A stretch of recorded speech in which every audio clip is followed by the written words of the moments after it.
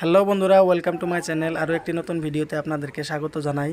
বন্ধুরা, এই মুহূর্তে আমি আছি ধুবুরীর যুগমিয়া ঘাটে। আমি হাইটে হাইটে যাইতেছি, আমার সাথে আমার বন্ধুরাও আছে।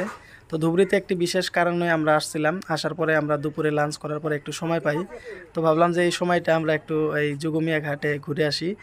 তো সেই সুবাদে আমরা এখানে আসলাম। তো আপনাদেরকে একটি ছোট্ট ক্লিপ ধারণ করে দেখাইতেছি, আশা করি আপনাদেরকে অনেক ভালো লাগবে।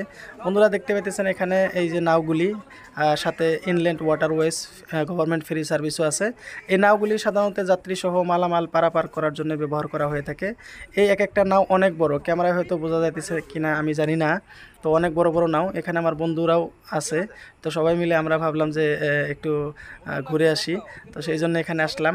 তো যুগমিয়া ঘাটে আপনারা আসলে হয়তো দেখছেন এখানে একটি গাছ আছে এবং গাছের নিচে অনেক পাথর আছে। এই পাথরের উপরে আমরা বসে বসে দুপুরের কিছুটা সময় পার করতেছিলাম।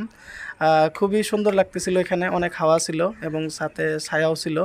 তো সেখানে বসে আমরা বন্ধুরা মিলে কিছুটা সময় আড্ডা দিই এবং ব্রহ্মপুত্রর সৌন্দর্য উপভোগ করি।